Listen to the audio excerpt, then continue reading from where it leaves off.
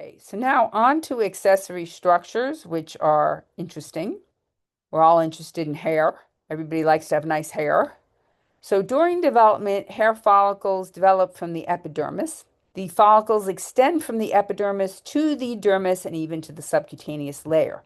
Hairs develop within the hair follicles. Humans have around 5 million hairs, 98% of which are on the body rather than the scalp. Hair is found on all skin except for on the palms of the hands and the soles of the feet, on the sides of the hands and the feet, and on the sides of the fingers and the toes, and on the lips and parts of the external genitalia, as I spoke about a bit above when I was talking about thin skin and thick skin and where hair was on the body. Okay, so hair follicles, they're really complex epithelial structures. The hair matrix is a layer of the epithelium deep down in the follicle with stem cells in it. And the stem cells divide. One stays a stem cell, and the other one becomes a daughter cell. And just as in the epidermis, the daughter cells are pushed upwards from this very deep layer, up through the hair follicle, and from dividing cells underneath them. And as the daughter cells are being pushed upwards, they're differentiating. And in a way that's similar, but not the exact same as what happens in the epidermis, they are changing from living cells to non-living cells that only contain keratin. And then these non-living cells form a hair shaft. Okay. Deep to the hair matrix is the hair papilla, a little nubbin that contains a capillary and a nerve. And here are a couple of pictures of hair follicles for you to look at. And then let's keep talking about the different kinds of hair. So human adults have two types of hair. They have vellus hair and terminal hair. Vellus hair is little fine hairs that are found over almost all of thin skin, as we've been talking about. There's little hairs all over thin skin. There are places, though, where thin skin has thicker, darker, and sometimes curly hair.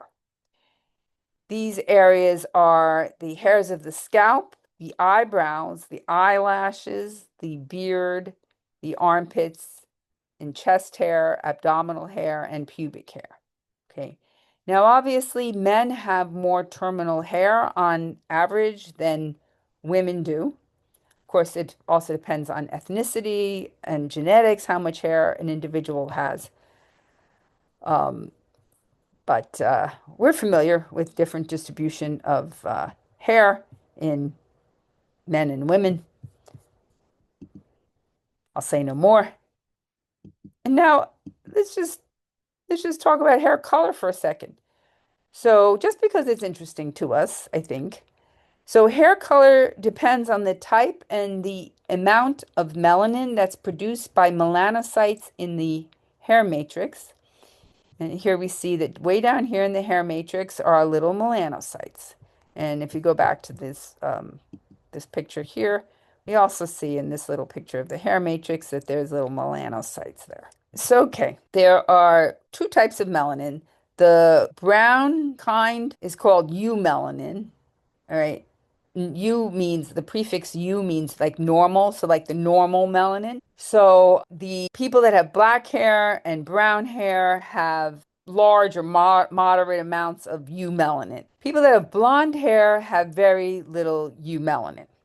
People with red hair have a kind of melanin called pheomelanin and maybe a little bit of eumelanin mixed in there. Some sources I saw said that blonde hair had pheomelanin in it, and not just that it had very little eumelanin. However, I was not able to get a final answer on that. Now we all know that some people with blonde hair have sort of like very light brownish blonde hair, whereas some people with blonde hair have reddish blonde hair. So maybe that's the difference. Now, with age, melanocytes produce less melanin, and hair begins to look gray rather than whatever color it started, black, brown, red. I suppose if a person had very blonde hair, you couldn't even see that they were no longer producing any melanin. But a lot of blonde people do have some brown to their roots. So you might be able to see it there. Okay, the root hair plexus that we talked about briefly before when we were talking about sensory receptors. It's a network of nerves at the base of each hair follicle. Each hair follicle is actually wrapped up in a connective tissue sheath, and this root hair plexus has very fine little nerve endings that are wrapped up around the connective tissue sheath. And if there's any movement of the hair, the plexus can detect the movement, even movement of one single hair. So you can prove this to yourself by isolating one single hair, like with a tweezer or something like that, and jiggling it, you will feel it. And if you pull out the hair, you will feel that too. Now, erector pili muscles. Erector pili muscles are little tiny muscles that are associated with hair follicles. They are attached to the connective tissue sheath that's around the base of the hair follicle, and then they are attached to the deep epidermis. And they are a type of an involuntary muscle called a smooth muscle that we do not have direct control over. Contraction of the erector pili muscle raises up the hair, so the hair stands on end. The muscle is stimulated to do so by the involuntary autonomic nervous system. Multiple things can stimulate the autonomic nervous system to stimulate a contraction of an erector pili muscle. Cold can stimulate contractions, and in that case, the standing up of the hair will be associated with a sort of like raising of the skin around the hair follicle, and it will look like goosebumps. Okay. This is an evolutionary carryover from a time, perhaps, when we were more furry, and when we were cold, if we could stand our hair on end, we would create a puffy little fur covering over ourselves that would trap heat from our body. And then the heat from our body would keep us warm. That's what happens with mammals that have, actual fur like all over their body. So, we've lost our fur over the millennia, but we still have this reaction of standing up our hairs when we're cold. In addition, strong emotions can influence the autonomic nervous system, which is a really complicated system that does housekeeping duties in the body and also responds to all kinds of emotions. So, in instances of fear or rage, the autonomic nervous system can stimulate the erector pili muscles, and then the person's hair will feel like it's standing on end. Okay, so you've heard like, I was really scared. My hair stood on end, or they'll, in a cartoon, they'll show a person who's really scared with their hair standing on end. Or when a person is angry, they can have a sensation of their hair standing on end. We see in dogs, if you've ever seen two dogs that are going to fight, often the ruff on the back of their neck will stand up. Like their hairs will bristle, they call it. Their hair will stand up because they're really angry. They're getting ready to fight. Hair has many functions. It insulates us from cold. It alerts us to the presence of insects. It protects the scalp from UV radiation and injury. The eyebrows prevent sweat from dripping in our eyes. The eyelashes and hairs in the nose block particles and insects from entering the body.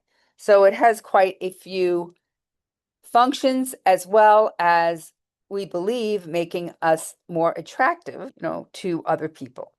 We believe that our hair is attractive, and people with nice hair, look attractive to other people. And people are very upset when they lose their hair. If they're going through chemotherapy and women lose their hair, they're extremely upset. And men, when they lose their hair, they often are quite upset.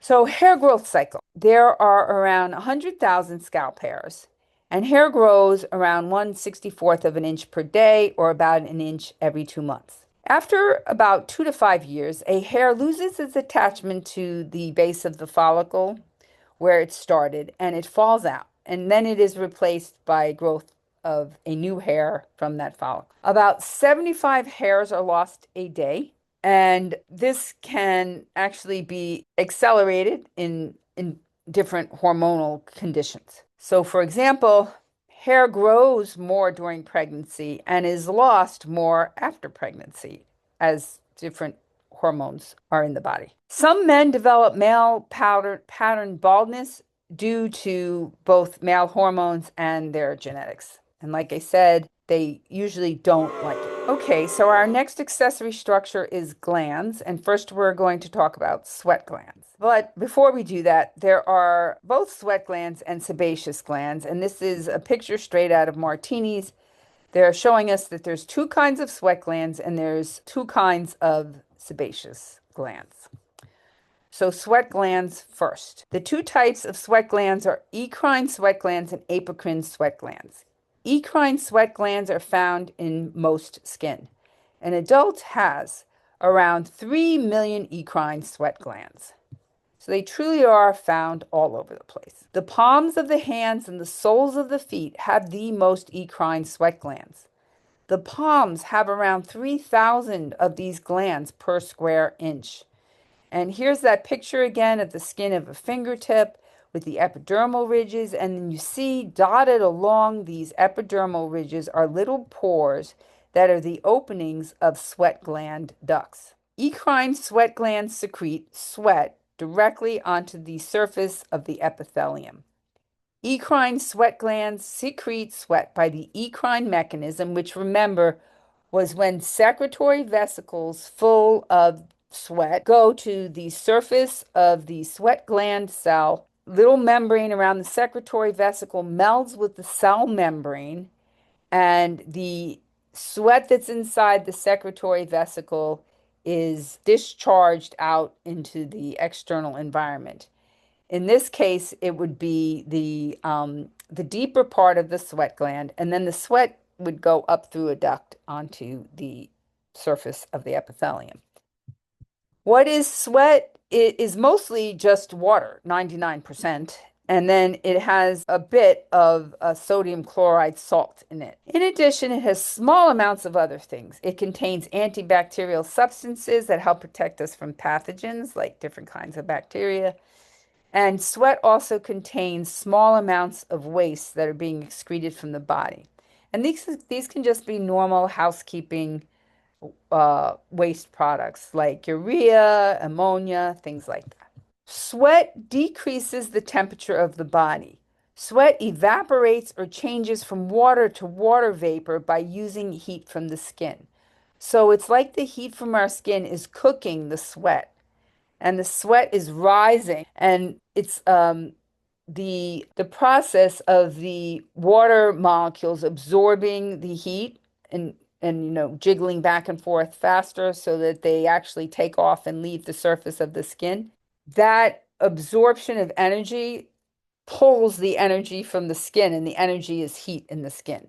So sweat helps to cool down our body. The autonomic nervous system and hormones control the activity of the eccrine sweat glands. The secretion of sweat from the palms and the soles of the feet can be stimulated by emotions like fear. So we've all been in the situation where maybe we were in a social encounter, we were nervous, we wanted to make a good impression, and that's just when we started sweating. Our palms started sweating. We had to shake somebody's hand. Now we have a big sweaty palm. It's really embarrassing, things like that. Insensible perspiration is the loss of water from the interstitial space, or the space between cells. And where is this interstitial space? It's in the dermis, right? Between the dense irregular connective tissue and all the structures in there. is an interstitial space with a lot of water in it, and the water can pass between the cells of the epidermis. About a pint or 500 milliliters of water per day slowly evaporate through the skin in this way, and it's called insensible perspiration. Sometimes they call sweating sensible perspiration, but not really that often. Okay, so that was all about eccrine sweat glands. Now on to apocrine sweat glands. Apocrine sweat glands are found in the axillae, around the nipples, and in the groin. They're associated with hair follicles and they secrete sweat into the follicles. They actually secrete sweat by the eccrine mechanism, even though they're called apocrine sweat glands. It was a mistake that was made when they were first studying them, but now the name has stuck. Apocrine sweat glands become active at puberty. The sweat from apocrine sweat glands is quite different from the sweat from eccrine sweat glands. It contains lipids, steroids, and proteins, and may contain pheromones. Pheromones are chemicals that affect the behavior or physiology of others of the species. And so there's a lot of speculation of whether there are pheromones attracting different members of species to, humans, to each other. So apocrine sweat is much oilier, oilier and thicker than eccrine sweat. And apocrine sweat is used by bacteria on the skin as a source of food. The bacteria then make waste products from eating this food, and the waste products can actually have a strong odor. So apocrine sweat is associated with body odor, but it's actually not the fault of the apocrine sweat, which actually does not have a smell. It is the fault of those pesky bacteria creating waste products. The autonomic nervous system and hormones control the activity of apocrine sweat glands. Both eccrine and apocrine sweat glands are associated with myoepithelial cells. Myo is a word that means muscle. So muscle epithelial cells. These are specialized epithelial cells that have the ability to contract. And the contraction of the myoepithelial cell squeezes sweat out of the glands. Over here we have a cartoon and then an actual picture of a myoepithelial cell. The autonomic nervous system and hormones control the contraction of these myoepithelial cells. There are two glands that are considered special apocrine glands. They do not make sweat. Instead, they make earwax and milk. So the two special types of apocrine sweat glands, well, I don't know if you'd call them sweat glands. Is there a special? Just let's call them apocrine glands, are ceruminous glands and mammary glands. So ceruminous glands are found in the ear canal, which extends from the external acoustic meatus to the eardrum, right? That's where the ear canal is. And these glands secrete earwax. Earwax traps particles and small insects that are trying to enter the ear canal, and by doing so, they protect the eardrum. The mammary glands, which are found in the breast, produce milk. Hormones control the development of mammary glands and the secretion of milk. All right, so now let's move on to sebaceous glands. These are not sweat glands. These are not special apocrine glands. These are sebaceous glands. So sebaceous glands have two types. There are typical sebaceous glands and sebaceous follicles. Typical sebaceous glands secrete sebum into a hair follicle. So these are similar to apocrine sweat glands that do the same thing. The erector pili muscles are actually found underneath the typical sebaceous glands. And when the erector pili muscles contract, it helps to squeeze sebum out of the sebaceous glands and into the hair follicle. Sebum is released by a holocrine mechanism in which the whole gland cell bursts. So here's a place where we can apply our knowledge of the different kinds of the different mechanisms of secretion of substances from glands. Holocrine mechanism, the whole gland bursts. Okay, what is sebum? It's an oily, waxy substance So regular equine sweat is just wa like 99% water with some salt in it. A few other things. Apocrine sweat is a watery but thicker, oily substance, that we're used to seeing. We all know what sweat in your armpits or whatever is like. This is oily, but a little bit even waxy. And the function of sebum is to lubricate the skin and to inhibit the growth of bacteria. Now, a little clinical correlation. Nonetheless, bacteria sometimes do infect hair follicle, and they do sometimes infect sebaceous glands. And when they do that, it's called folliculitis, or sometimes called a pimple or a boil. Okay, so that was your typical sebaceous gland. Now, sebaceous follicles are only found in certain areas. They're found on the face, the chest, the nipples, the back, and the external genitalia. They secrete sebum onto the skin directly. So here's a summary of sweat glands. There are equine sweat glands and apocrine sweat glands. Then there are special apocrine glands, ceruminous glands, and mammary glands. And then finally, there are sebaceous glands, typical sebaceous glands, and sebaceous follicles. And finally, nails. Nails are formed in the epithelium during development. So in utero, babies are born with a full set, 10 fingernails, 10 toenails. Nails are composed of tightly packed dead keratinized epithelial cells. So this is, the same thing that we saw on the most superficial layer of the epidermis, the stratum corneum.